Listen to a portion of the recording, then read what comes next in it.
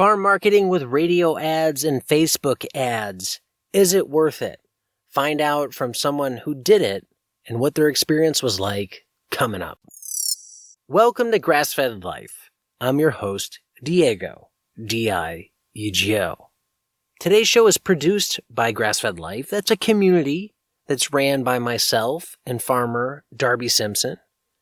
Our goal is to provide you with a whole bunch of resources to make your life better, easier, and more profitable when you run a livestock-based farming enterprise. From holistic context to marketing to in-the-field management, we try and cover it all, and we try and do that in a variety of ways. There's a lot of free resources out there. There's blog posts and podcast archives available at grassfedlife.co. We have a brand new YouTube channel where Darby's answering different questions each week. And then we have our online course, The Farm Business Essentials, which you can learn more about at farmbusinessessentials.com. Today's episode picks up where we left off last week. I'm continuing my discussion with Kelly Bush, and this is going to be the results episode, where we find out how his radio ad actually worked. Keep in mind as you listen to this, these results are based upon actual, real-world implementation. He ran the ad for a few months, and he's going to relay how that ad really worked. There's no speculation in here. There's no conjecture in here. These results are real.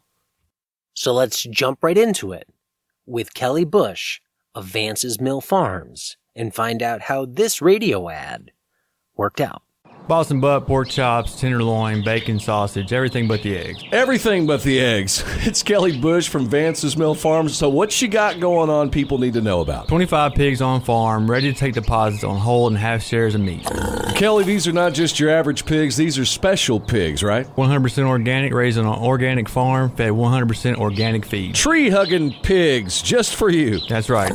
Kelly, after processing, about how much meat's going to be available? About 125 to 150 pounds, depending on the final weight of the pig. Now, if people want more information, where do they need to go? VancesMillFarms.com. VancesMillFarms.com. And you can get all the cuts that Kelly mentioned right at the very beginning. And Kelly, what were those again? Pork chop, tenderloin, ham steaks, Boston butt, whatever you want, we'll get it. Kelly Bush is now taking deposits on half or whole shares of organic hog. If you want more info about how you can get in on this, go to VancesMillFarms.com. That's VancesMillFarms.com. Today I'm back with Kelly Bush, and we're going to follow up on last episode. Through the magic of the internet, it's now many months ahead of when we recorded the episode that you heard last week, talking about what Kelly was trying to do with his radio ad. We heard the radio ad. Here it is now, a few months later. The results are real. You know what happened. How did the radio advertising for the farm experiment turn out? Well, it worked out perfect in the sense that it didn't work out at all. I mean, it was basically, so it was everything opposite of what I thought it would be. I think I ended up getting 2 to 3 people message me on Facebook about it. And one person called. A couple people, the people that reached out to me wanted pigs that were smaller. They wanted about 50 to 100 pound weight pigs, and they were going to barbecue those whole. And that's really all I got. It was really surprising. Like I mean, you know, the last conversation we had, I really thought that I'd get some interest in it, and even judging or basing it on the actual website traffic, it was pretty dismal as well. Why do you think that was? What do you think just didn't work in all that? I mean, I think, you know, even though I knew the demographics in Bowling Green weren't exactly the target, like the main target, I figured at least on the listens they have, 30 to 40,000 people listen a week. I figured out of that, over a 2 to 3 month period that at least 24 people would be interested in organic whole shares of pork. But that just, that was not the case at all. I mean, I had gone back and forth with you about this prior to recording, so I knew what the result was before we started recording today. And I thought a lot about this, and I wonder if part of it is the delivery mechanism versus the market or the number of people who hear it. Meaning, a lot of people are listening to the radio, driving around in a car, on a trip, or they're working, and then they hear an ad and they might be interested, but that's going to require them to stop whatever it is they're doing and either go to the site right away or make a note or type something into their phone to say, hey, check out this site. And I just wonder if that's the problem. Because I noticed this with the podcast. Like a lot of times I'll say, hey, email me about what you thought of this show. And I know how many people listen to the show, and I'll get 2 emails for a few thousand people who've listened. And I don't blame that on necessarily the ask or the message. I think it's inconvenient for people to take action at the time when the message is delivered. I mean, do you think that plays a part in it? Yeah, I think that could play a part in it some. I mean, I know based on the Google Analytics that when the radio ads did come on, I did see some people jump on the website to check it out. But based on the number of users and the amount of people that they are reaching over the given week, it was nowhere near the amount of traffic that I expected. If I'm looking at Google Analytics from June 1st until August, which is when we're recording this, there's, it's almost a 3-month period there. The direct traffic to the website was 191. The organic search was 120. Social was 38, and referrals were 20. So if you drill down onto just direct, which was 191, basically it takes it down to the different places where the audience lives or their demographics, their geolocation. Out of, let's just take everybody in the United States, for example. There's 272 people that visited the site from June 1st until August the 6th. Of those 272 people, only 73 people were from the state of Kentucky. 32 were the state of Tennessee. So some of those people could have been, the radio station goes down into Tennessee a little bit, but not too much. So let's focus on the Kentucky. There's 73 people that visited Kentucky. From Kentucky. In the Bowling Green area and the Franklin area, there were 29 people that visited the website, and 7 people from Glasgow, which is another city about 45 minutes away, which is in the listening area. So 36 people from the state of Kentucky visited over 2-week period, with 30 to 40,000 people listening to the radio a week. That sucks. Yeah, it's a really low hit ratio. And when you look at a marketing message and you think about what you're putting out there, I mean, you got to think of, okay, why didn't this work? It could be the message was something that was just off target. The message was being heard by the wrong audience. The message was being aired at the wrong time. The call to action wasn't something that could be performed when the audience was hearing it. And there's many reasons. How do you start to decipher, where did this fail? Was it the fact that it was an ad on radio that was a failure? Was it the ad copy that was a failure? Was it when it aired that was a failure? How do you break that down?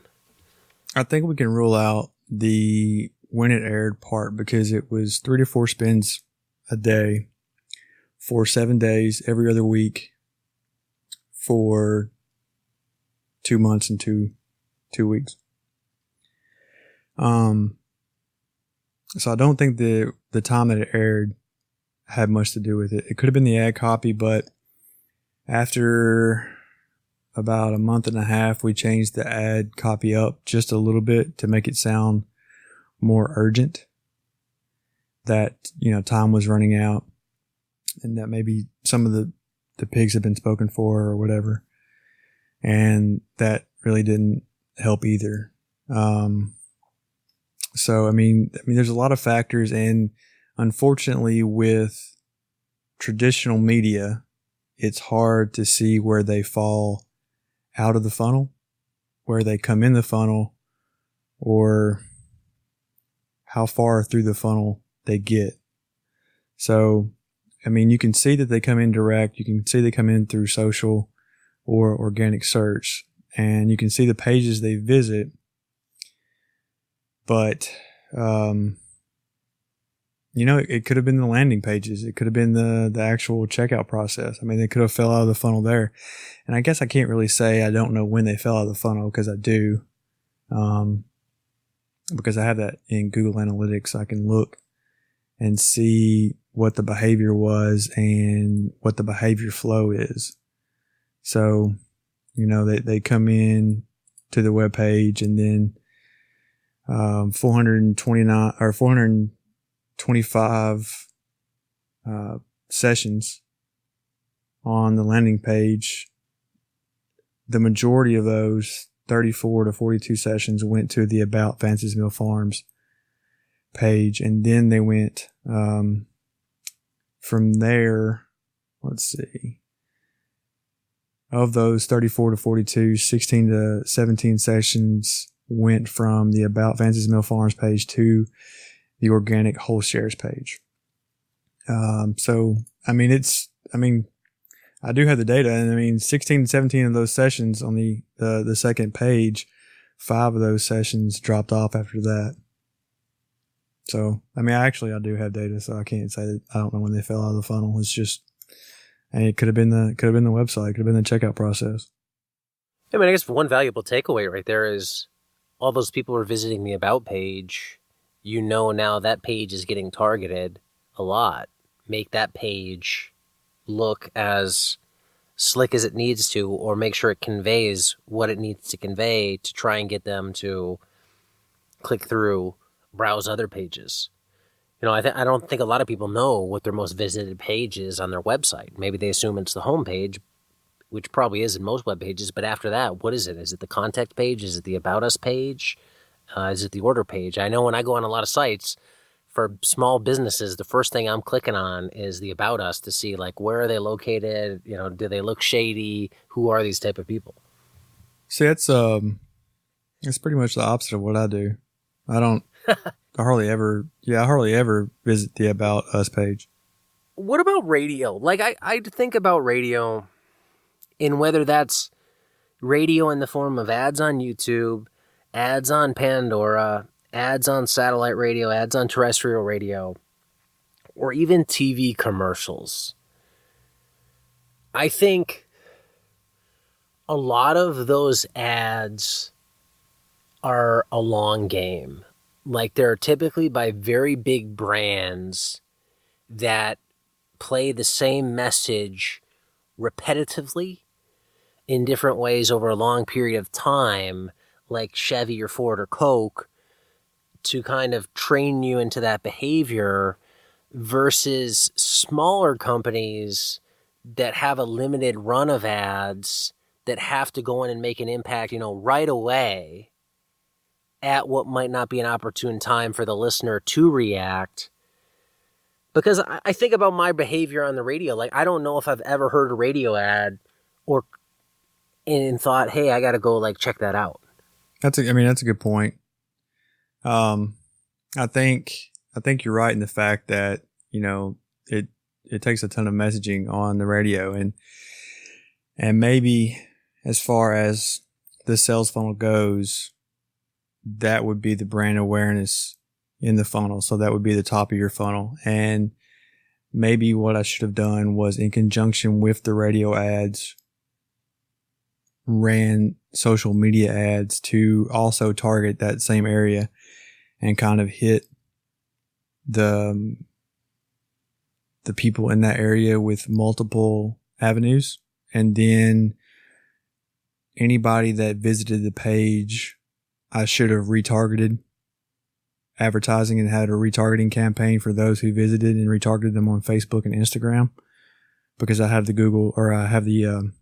Facebook pixel installed. So I know, Facebook knows when you visit my website, and then can build an audience based on that and retarget you with different ads. It's actually, I've gotten into Facebook advertising here recently, at least the overall gist of it. And I've been doing a lot of research into it, and it's crazy what Facebook knows about us and how I can target folks in specific areas. But anyway, so maybe I should have, we could sit here and hindsight 2020 and game this all day long, but really it's hard to know. I think I'll know more when I do start working with the Facebook ads and retargeting and things of that nature. But I think really, as far as the sales funnel goes, this was the top of the funnel and the brand awareness, and it just did not filter down, and I did not get the conversions that I was looking for. Yeah, and I'm really glad you wanted to come on today and talk about this, because it's one of those, quote, failures that just didn't work. And a lot of times people don't want to talk about that stuff. And I think this is a lot of what marketing is. Like, you're trying different things, never knowing what's going to work going into it. And some stuff's going to work well, some stuff's going to really not work at all. And I think a lot of people want, well, I market my farm by doing A, B, C, and there's no plan for that. And you're right, we're looking at this in hindsight, and like, I don't know all the answers. I'm just trying to go along here and pick this apart with you. Because I think about the podcast. I mean, that's essentially a way that Darby and I advertise what we're doing. And, we're 110-ish episodes into the show over 2 years. And there's probably still people that haven't emailed or thought about buying anything that we have, the course or whatever.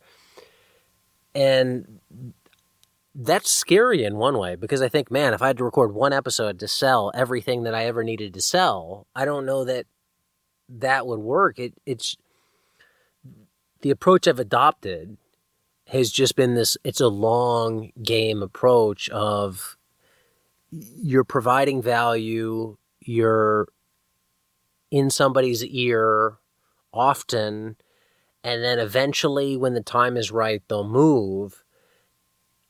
But for me to deliver that via podcast, it's relatively cheap. It's my time. For you to deliver that via radio, that's expensive. Yeah, $2,500 expensive. For the 3 months, it was $2,500. Actually, it was right around $3,000 for 3 months. But I had a conversation with them, and we cut it off at about $2,250, $2,500. I'll have to go back and double check, but basically it works out to $100 extra cost per hog. Actually, about $111, I think, is what it come out to be. How does the radio station work with you throughout all this? So ad launches, people heard the ad. Once it launches, they start spinning it. What are they doing as part of the process? Anything?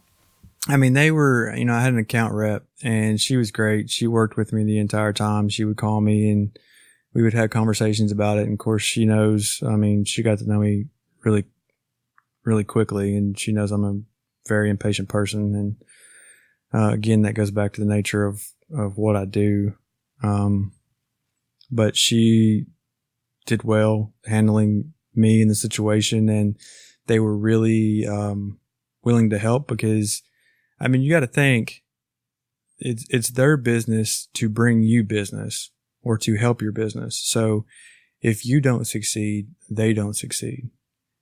So, but I mean, to that point, they can only do so much, They helped me come up with the ad copy and come up with the second one where it changed it around a little bit. I actually went into the studio the first time. That was their suggestion, that instead of them doing the copy with, two DJs back and forth or whatever, or two personalities back and forth, that we would actually have the conversation between myself and one of the on-air talents. So that's where, if you play that, then that's where that comes in, and they helped me with that copy. And basically it was just a conversation that we were having, like you and I are having right here in this podcast. It was basically just us talking back and forth. It was very fluid and very easy. And I think we went through it twice, and that was really it. And I think I'd sent the podcast to you and Darby, and, we kind of said, that kind of sounds okay. But I mean, again, it's not perfect. Again, I'm not a $1 million brand like Coca-Cola, so I don't have a entire squad of ad folks in the background coming up with killer ads. But I think I think it all goes back to the funnel. I know I've said that a couple of times, but I think you're in the same situation. So I think the podcast is the top of the funnel. The radio ads was the top of the funnel. It's the branding. And I think that people need the motivation to take it one step further. So they need multiple avenues to be reminded or to see your product or what your product is, so that they keep it top of mind. And I really think Facebook does a really good job of that. And that's one thing I'll be working on next. But I mean, that's a whole separate beast right there. So, I mean, it's multiple things. Well, I think if you think about the funnel, I've heard it described really well by Seth Godin, where he talks about, each piece of the funnel is really meant to get somebody to the next piece of the funnel. So say it's my podcast. The goal of the podcast is to get somebody to the website. It's not to get them to go to the website and buy the course. It's to get them to go from the podcast to the website. Then on the website, maybe there's a video, and that video they see first is to get them to continue reading down the page. And eventually, like, those things cascade into a buy. But I think a lot of times people want to go from ad to purchase in one click. And that's very extreme for a lot of people, unless it's something like an infomercial where you're sitting there watching it, phone in hand, laptop in hand, where you can pounce on it. They stress the urgency. In these slower, more static pieces of advertising, be it Facebook advertising, radio advertising, any sort of media, you're trying to inch them along and make sure that each step holds its weight and gets them to move to the next place you want them to move towards.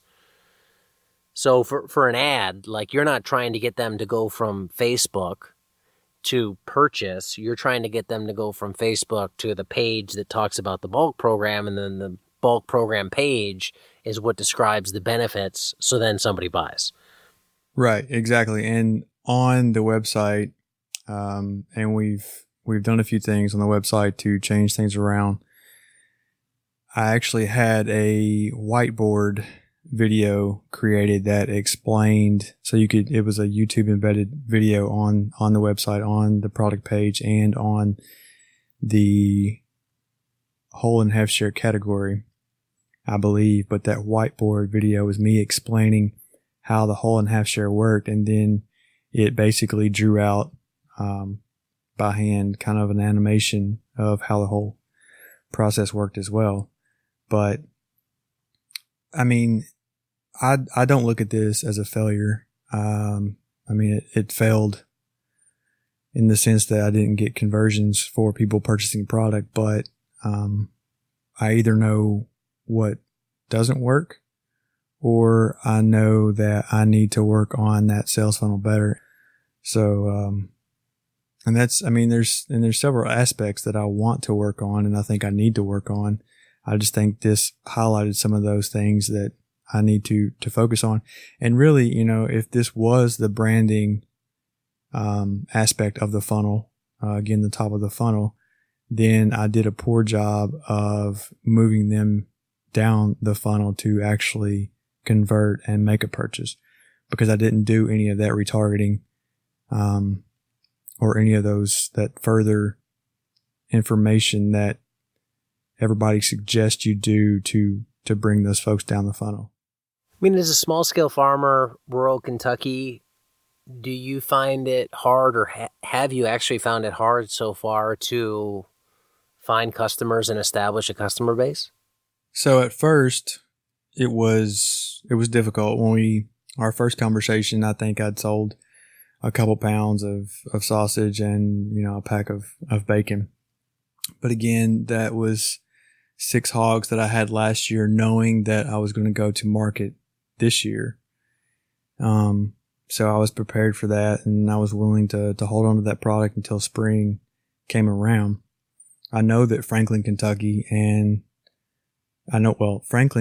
where I live, 8,000 people is definitely not my market. Bowling Green is closer to my market, and Nashville is really my target market. So I had applied for and gotten into 2 markets. One was a Wednesday market, and that was in East Nashville, which is a very up and coming, trendy, hippie type area.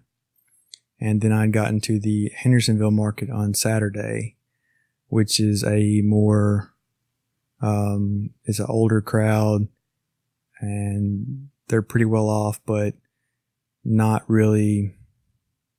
They're middle class to upper middle class folks. I did pretty well at those 2 markets. The Wednesday, I did well in the aspect that this was my first year going into it.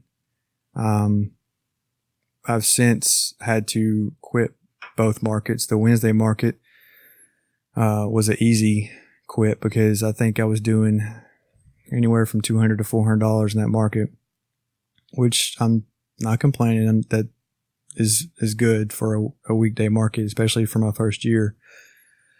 But that was during the period where I didn't have a contract. So, and a lot has happened since the very first conversation that you and I had. So, it was a lot easier to go to that Wednesday market. And once I picked up this new contract, it wasn't beneficial for me to attend that market. So, I started going to the Hendersonville market on Saturday, and my first Saturday market, I made, I think, right at $1,000 and sold out of the majority of the product that we had taken. The next week, I had sold $600 and then an $800 deposit on a whole share of beef. And then steadily it just decreased from there. And I'm not sure why. Nothing changed. Actually, the setup at the booth got better. We ended up switching from coolers to a deep freeze on wheels. But it's hard to compete with the veg guys who display their product, and, we have to do the best we can displaying our product with signs. And we actually did, sausage taste testings as well. So we would cook sausage and we would give that out, and that increased the sausage sales, but, that didn't do a lot for the other sales. Again, I'm not complaining about it. I think we were doing good for our first year. It's just that I have more going on this year. Maybe it'll be a better fit next year, because they wouldn't let me bring, beef. I don't have chicken right now, because I'm still waiting on the state to come certify me for organic chicken. So there was no point in me doing chicken this year if it wasn't organic. Everybody's doing chicken. So that they would only let me take pork. And I don't think that really, you can only sell so much pork. People want chicken and people want beef, and I couldn't take those things.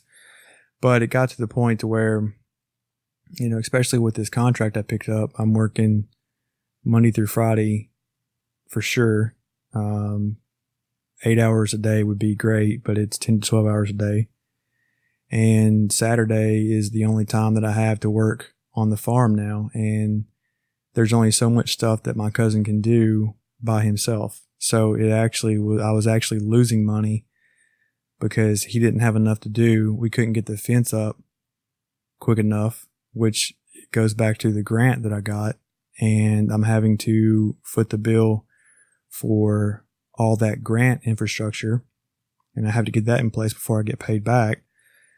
So it got to a point to where if I'm only making $300 on a Saturday at a market, I can put up more fence than that.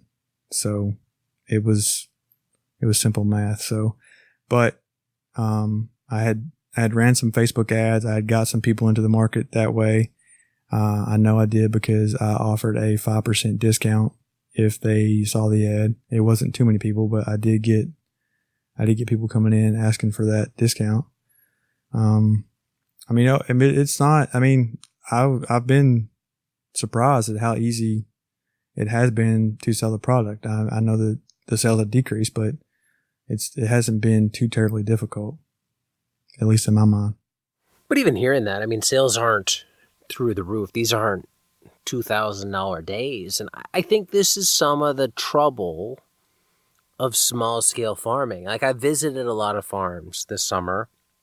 I've talked to a lot of farmers, and the more I look at this, like, it's very hard, I think, financially, especially early on, to justify, if I'm being honest, any of this. Like, if you think about making $1,000 at a farmer's market, for a lot of people, that's a good day. If you're netting half that, that's $500 of pay for a week, $100 a day. If you worked 10 hours a day, that's $10 an hour. I couldn't live on that. So the hardest thing I think about the farming is getting able to scale your operation so you can move enough product to make a decent living. And that's where part of it is selling it. And part of selling it involves marketing and trying stuff like you did, like the radio ad, because sometimes you can't show up to a market and have it work. You couldn't afford, if you didn't have an outside job, to make $300 a market for the whole market season, I'm assuming. No,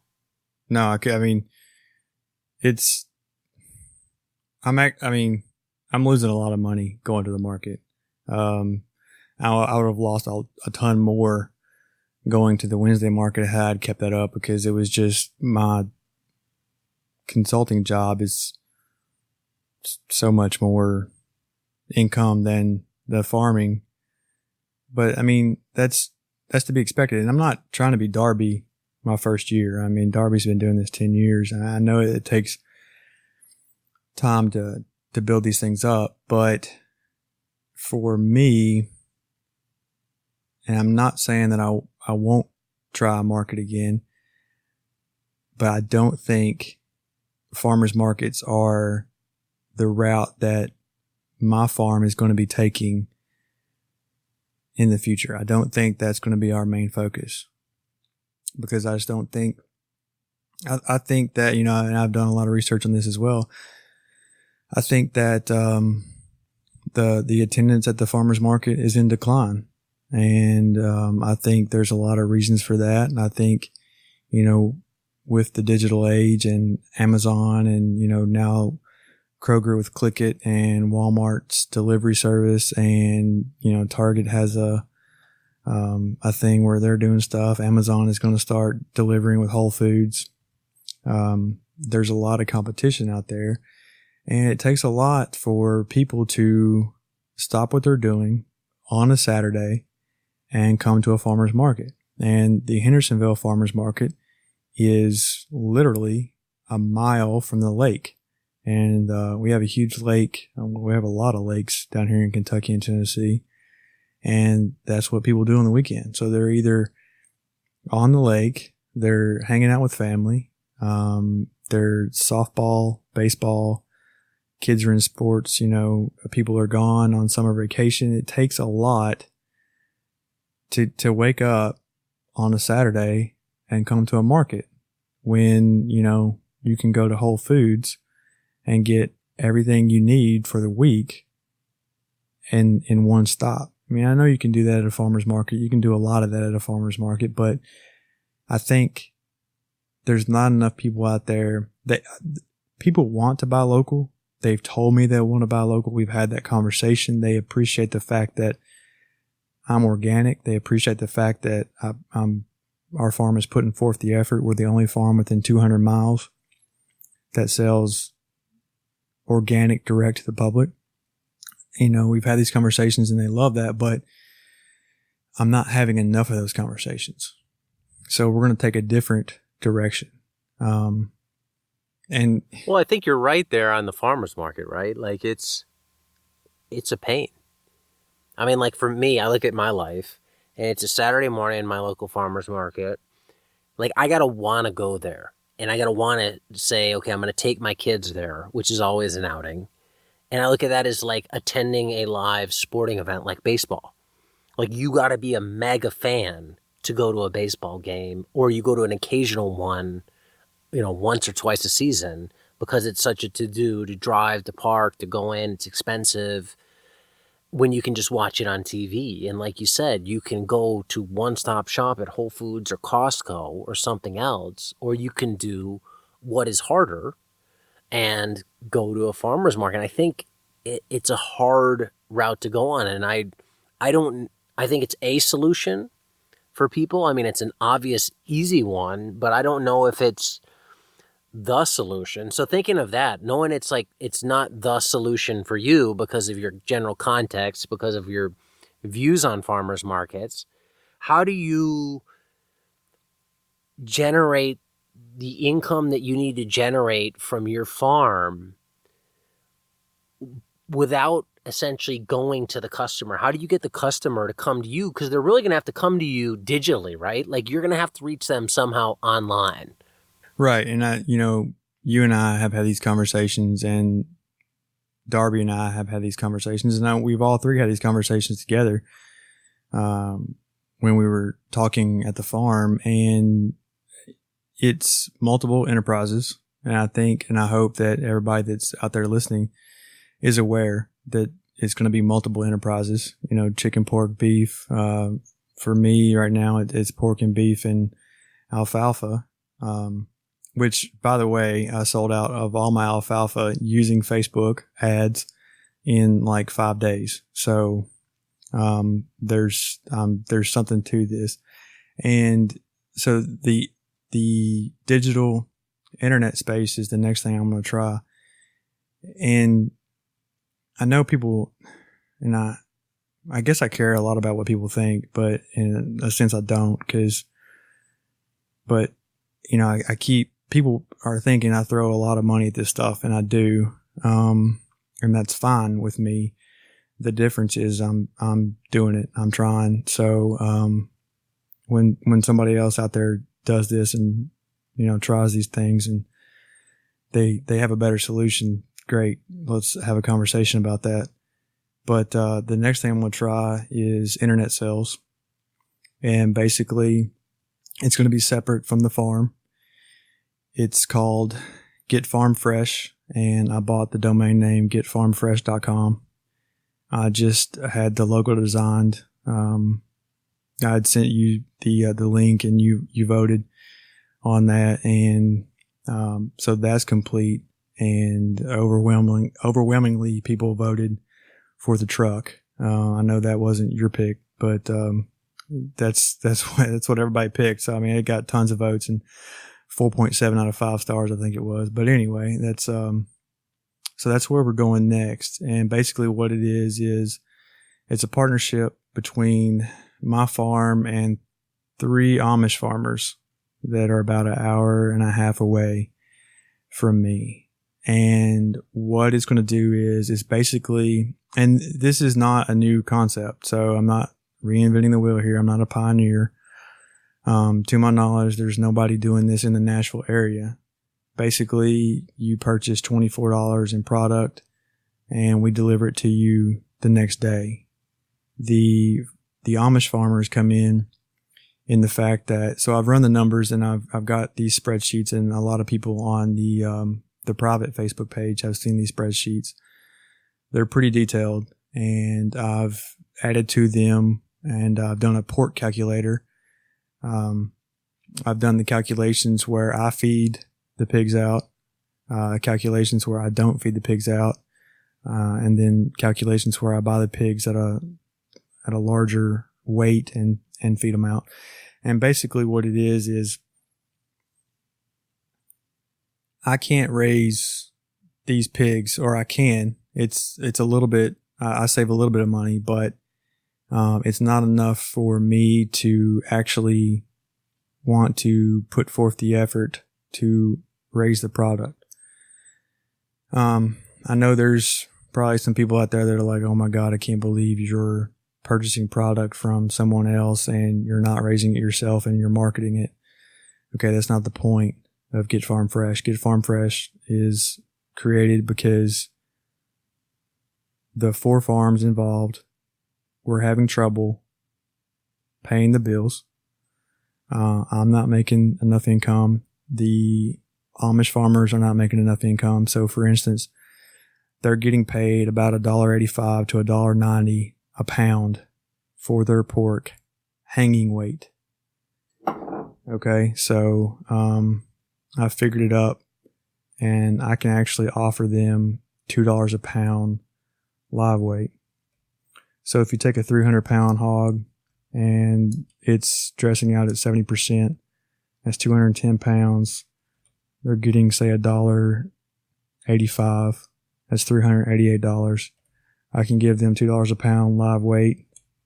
So that's $600 minus 388.5 is they're making an additional $211.50 per hog. So that helps them. And it helps me because I'm selling my beef to Get Farm Fresh. And I'm still making enough profit. I'm still, my per pig projection in profit is $752.48 based on that $2 a pound live weight. So what I'm getting at here is I'm setting this up as a co-op. Without it being a co-op, it's a C Corp. So it's not a pass-through. I'm going to give those 3 Amish farmers that are helping me start out a certain percentage, probably maybe 1% each. It'll be like non-voting stock. So basically they'll just get dividends based on the profit at the end of the year. And the reason I'm doing that is because they're a really strong community. So I met Steven Smoker, and then he, told me about Isaac, who also raises hogs. And then Isaac was like, well, I've got this other guy, we can get organic eggs. And then I was back having another conversation with Steven, and he's like, hey, did I say Isaac? I meant John. John raises hogs. And then I had a conversation with Steven again, and he's like, hey, Isaac wants to talk to you. He raises chickens. So the thought is that they're helping me out. They're helping me build this business to get the product, and then we'll bring other farmers on board. So I can offer them a premium. Get Farm Fresh can still make money, even with delivery and advertising cost. And if it works out, everybody wins. So this year we'll be delivering meat. If that goes well, we're going to start out really, really small and kind of test this out. If things start to progress, then next year we're going to add produce as well.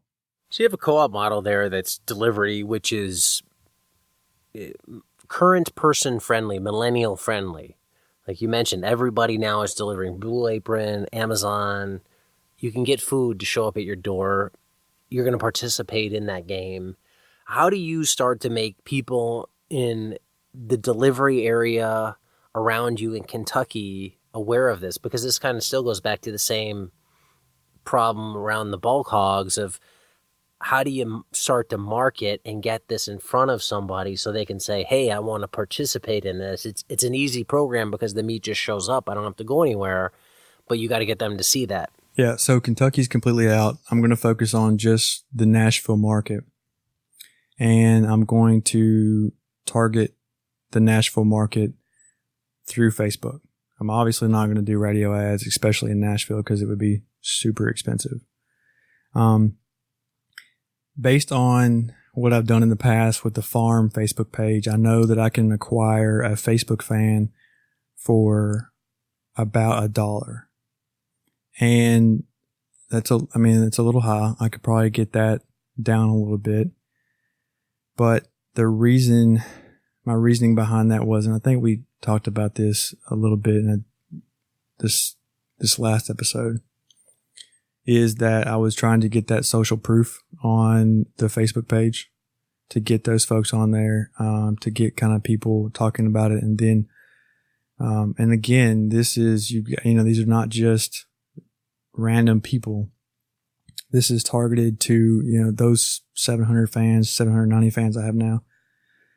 It's targeted specifically to like married families in certain zip codes in Nashville. So East Nashville, Hendersonville, Green Hills, Forest Hills, like decent, nice areas that my consumer would live in. They have interest in organic, whole foods, sustainable farming, just a whole host of different interests that are specifically targeted to the type of consumer that I'm going after. So I've been doing the research on the sales funnel. So what I will do is I will start the branding cycle and then come down and work my way through the funnel and do better at retargeting the people that come to the website, that come to getfarmfresh.com. So basically it's going to be set up kind of like Butcher Box or Crowd Cow. Well, not Blue Apron, but Farm Box Direct. I mean, this is not, and again, it's not, I mean, this works in other places. And some of the conversations that I've had with the folks here in the Nashville area is like, well, for one, a lot of them haven't heard of Butcher Box. And then ones that have heard of Butcher Box are kind of like, yeah, that's great. It's not local. And then I tell them about Get Farm Fresh and they're like, yeah, I'll totally do that. That's an awesome idea. So, and I know that's not, it's a few people. It's not, I don't expect, everybody to think it's the greatest thing in the world, but the feedback I've got so far is positive, and I'm, again, willing to try it. So we're going to try it. What do you think are like the features or benefits of a program like that people resonate with? From your conversations around the radio ad at the farmer's market, is it local? Is it value? Is it convenience with delivery? Is it organic? What do you think moves people to the product that you'll be selling? Like, what are the stuff you're really going to highlight? You've already kind of hinted on that. You said local's one thing. But what are the other top line, participate in this because this is what you get? Yeah, so I think it's a combination of things. I'm organic. I have the organic pork. I have 23 pigs now going to the butcher in September. So I'll have literally a ton of pork that I'll have available to sell. I have grass-fed beef in the freezer. I have organic beef coming up. Steven is organic. He has organic hogs. He's starting to grow some veg. That'll be organic. John has organic hogs. He'll be my main hog supplier. Isaac is non-GMO, and I think Freedom Rangers, I think it's what he has, or Red Rangers, I can't remember, or Rhode Island Reds. He doesn't do broad-breasted whites. So, it's a couple different aspects. It's the organic, it's the non-GMO, it's local, it's sustainable. It's, we don't use antibiotics. It's delivery. Order it today, get it tomorrow. And I'm not naive to the fact that I'll be delivering probably just 2 packs of bacon to people in Nashville from Kentucky. I'm fine with that starting out. And also, we've got our feed cost. My feed costs are fairly fixed. Steven's and John's feed costs are fairly fixed, but they're buying their feed in a larger quantity than I am, so they get a little bit better deal. They're also grinding and mixing their own feed, so they get a little bit better deal. So our costs are actually pretty comparable to what is in Whole Foods. So for instance, I'll be able to buy, so Steven is going to start growing.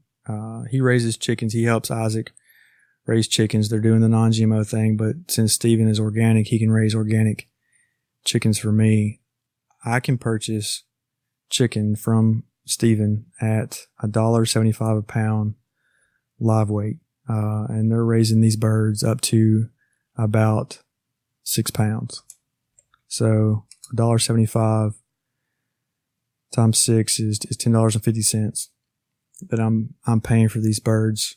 A 6 pound bird is going to dress out at about 4.2 pounds, I think. So that's $2.50 a pound. Yeah, I think hearing this, I think you're going to be, this is now a branding and marketing game. And it's, can you create the right branding and kind of outmarket the Whole Foods and other companies out there and create some sort of unique feeling around what you're doing that attracts people and draws them in and makes them, take notice. I mean, when I hear that, it's like all these branding ideas and stuff are running through my head. I see the local juice companies and stuff that they do of pictures and ads and different buzzword phrases that they have to all establish their brand. And, I think about the theme running through this episode of, this is a try it and try it and try it and try it type of industry now, and really all businesses. And I know you said something earlier, like, hey, people might be saying I'm spending a lot of money. And I think this is just part of the game now. Like, I think you're going to have to go out and spend money and try a bunch of stuff that's not going to work and do a whole bunch of things and get creative. And if you're not that type of person, you need to either have somebody on your team that can do that, or you don't start your own business, farming or otherwise, because the I'm not trying route is the farmer's market, right? Like, you can just show up and put stuff out and customers come to you, and you don't have to try that hard. Now, you can try hard and try and maximize the customers that come to you, but it doesn't require a lot of effort. But as soon as you withdraw from the farmer's market, it's all on you to try and draw customers in and get people out there. And I mean, I see that with Paper Pot that I run. It's just, you're constantly trying to get in front of new people, to try and find new ways to describe the product, to appeal to people. And it's also a long game, something we talked about earlier. Like, success doesn't happen overnight, and you have to be willing to go in and try a whole bunch of stuff up front and deliver those 2 packs of bacon. So hopefully those 2 packs of bacon become 2 packs of bacon and 2 packs of sausage, and then 2 packs of bacon and some steaks. And it just grows over time, and they tell their friends and that type of thing. Exactly. And in my consulting, when we're doing a migration or a merger and acquisition or whatever, and we're trying to get these systems flipped over, we have to fail fast. We don't have the luxury of a lot of times taking months to get these systems converted. For instance, the client now, we have 3,000 servers, 300 applications. They want it done. This is August the 6th. They ideally want it done November 30th. The actual drop dead date is 2/28/19, so I have to, we have to fail fast. We have to get things done quickly. So that's kind of what I'm doing with the farm.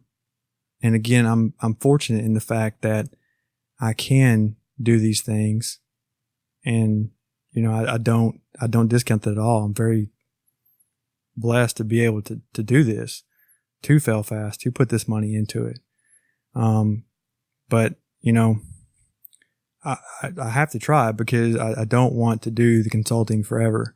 And I know that I have to have these multiple enterprises. And I mean, another thing that we had talked about before, and that's the butcher shop. That is one thing that we're moving forward as well. And that kind of goes in conjunction with Get Farm Fresh. Yeah, it's a lot of stuff going on. I have a lot of irons in the fire. I should probably say no to some of this stuff. I'm willing to go out and do this stuff no matter what it is, if it's for me, for the city, for these other farmers, for the family. And part of that is, the butcher shop, the alfalfa, the beef, the pork, the chicken. But a lot of it at the end of the day comes down to me being pretty anal and wanting to own the process from end to end too. So I can't say too much about it, but I mean, for me, I don't think my motivations are impure. I really, I want to give these guys $2 a pound live weight for their pigs. I want them to make more money. I want them to be able to supply me stuff. I want to do these things and make money. And yeah, I don't know. That was a tangent, but I mean, I'm willing to do this stuff. So if people can learn from me, then great. And if I succeed, it's, I don't have anywhere. I mean, that's me. I'm succeeding no matter what. Something is going to hit and it's going to happen. Well, along the lines of learning from you, you mentioned you sold your alfalfa online in about 5 days on Facebook. Can you talk about what were the ads you ran on Facebook to sell that? Like specifically, I'm looking for what type of wording did you have in those ads, and where did that ad send somebody, and what was described on that page to give people a sense of what a successful program looks like, because we had the opposite. We started out with a radio that didn't work, but it really worked with the hay or the alfalfa. Can you talk about that? There was an ad. There was a picture of an alfalfa bale sitting on the back of one of our trucks, and the headline literally was $6 a bale - read the post. So yeah, they click on that. Then they see the full ad, and it goes through and it says, $6 a bale and certified USD organic. And then I explained, this was our first round with the new baler. Things weren't set correctly. They're 32 inches, 14/16, small squares. They're a little loose, but everything's right around 50 pounds a bale. So, I mean, it was a upfront, honest ad. But, it helped a lot that it was $6 a bale. I'm not going to discount that. Then we started going up to $7 a bale, and we still got customers. And then I picked up 2 customers that will go through about 3,000 bales a year. And you targeted the people who saw this campaign based upon... They were specifically targeted to within, I think, 50 miles of Franklin, Kentucky. And they were specifically targeted to have interest in horses, or be a horse trainer and interest in job titles like that. And both of them sold out in no time. And yeah, $6 and $7 a bale is cheaper than everybody else. But I've got two ladies that are going to purchase from me that, they said, hey, the next time you have hay, I realize that it's going to be more expensive next time. It's going to be the $8 a bale, but we want your hay.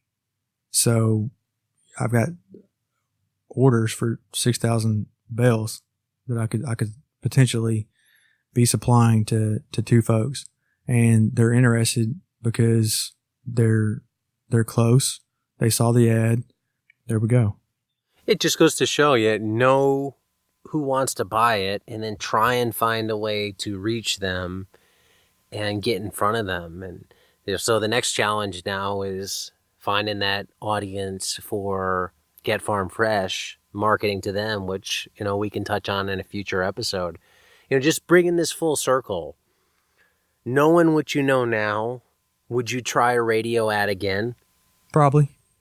I think that if I had it would depend. I think if I had my sales funnel, it depends on how it goes with the internet advertising on Facebook, because I'm gonna solely direct Get Farm Fresh and do the entire sales funnel on Facebook from top to bottom, and then retarget, retarget everyone, people who visit as well as people who purchase. Would I do it again? Yeah, probably, because I think the branding is there as well. And, if I did it again, I would do it in the Nashville market. But it would be purely based on just branding this time. I wouldn't have any expectations other than that money is going to go out the door and be a certain fixed cost per whatever product I'm selling at that point. And that's just going to be part of the funnel. When you have something like that radio ad that didn't work as well as expected, I think you said something like it worked the exact opposite of what you expected. How do you mentally not feel crushed, or were you crushed like, holy shit, what's going on here? Yeah, it was damn, there goes $3,000 or $2,500. Yeah, it sucked major, but like we talked before, embrace the suck and move on. What am I going to do? Sit there and cry about it? No. I don't have time for that. It's fail quick and move forward. I know, that some part of that funnel didn't work, and I don't blame the radio ad. I blame myself. I don't think that I was fully prepared. We did have website issues while the radio ad was going on. So there's a lot of things, but yeah, there's potential for it to run again. We'll just have to see. I want to try the Facebook stuff first, because I've done well with the alfalfa. Again, it was cheaper than most people, but I think the potential is there, and it's not, Get Farm Fresh is not a new business model. So I think people are used to it. Yeah, they're used to buying things over the internet, and I think you have to hit them from all angles, and that's what I'm prepared to do. So that's where I'm at. And on Facebook ads, not something you just arrive at, like you show up never having done them and you're going to have success for. This is something you've read a lot about, researched a lot about. And I think that's something that gets discounted in these conversations as like, hey, I did this Facebook ad for alfalfa, it worked great, and now a bunch of people are going to want to go out and try Facebook ads. But you've put a ton of time in to reading about this stuff and trying it. So the message I want to drive home here is whatever you're going to do, you're going to have to put in the time somewhere. Time trying it and failing, or time reading about it ahead of time to hopefully try and cut the learning curve. But in the end of the day, it might not even cut it that much. It's crazy. Like if you go into Ads Manager and look at creating an audience and look at how detailed you can get the audience. I can get the audience down to people who are married, who just bought a house, who have kids, who live in this zip code, who make this amount of money, who have this job title.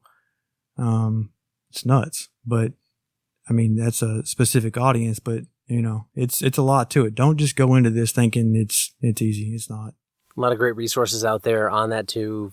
Free videos, podcasts, websites, all talking about this. And the takeaway I want to leave people with is, if you're not participating in some way in the online advertising space in this day and age, I think you're missing out. And if you think your farmer's market's competitive, look at some of your farmers market competitors and just ask yourself, are any of these people online? Because while you may be competing against other meat vendors at your farmers market, are any of them online? And if they're not, why aren't you the person online in your area that gives you a big edge up? And you could be potentially the one to dominate that, especially if some of the, not the stereotype, if some of the other vendors are older people that aren't into this stuff that some of the younger people are into.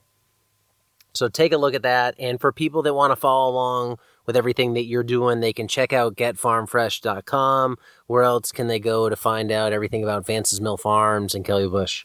Yeah, so it's vancesmillfarms.com. We still have the Instagram and Facebook page, Vance's Mill Farms. We'll have getfarmfresh.com up probably, at least in some form, by the time this airs.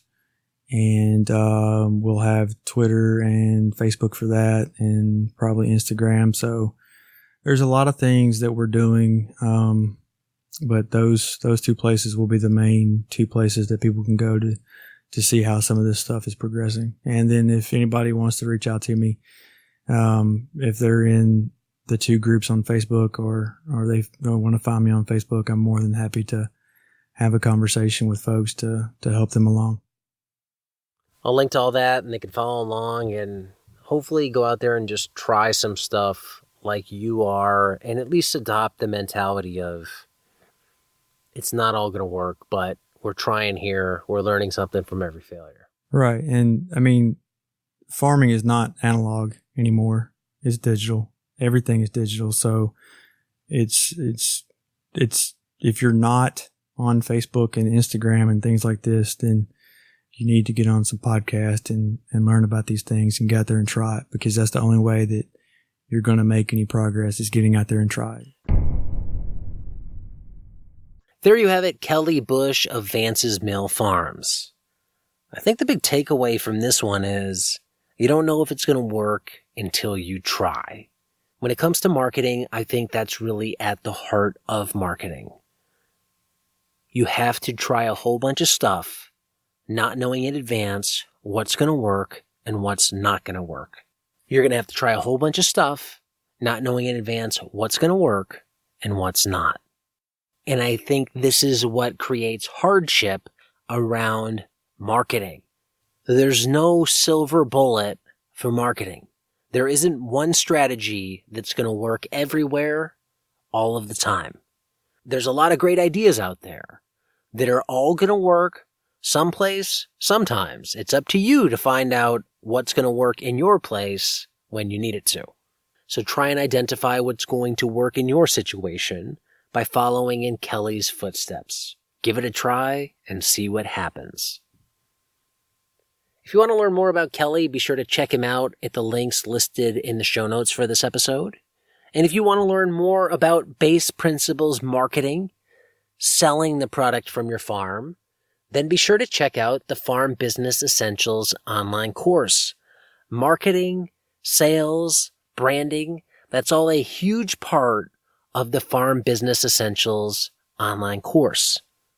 We've had a lot of people email us over the past few months asking, when is the course going to be back out there? When can I register for it again? When can I sign up again? The time is now, and the course is back, and it's better than ever. We spent a lot of time this summer enhancing the content within the course, moving the course over to a new website to make it even faster and easier for you to use as a user. And we've also created a lot of new content, which you'll get access to if you sign up for the Farm Business Essentials course between now and November 19th. Because anybody who signs up between now and November 19th is going to get the on-farm pastured poultry processing course valued at $149 for free.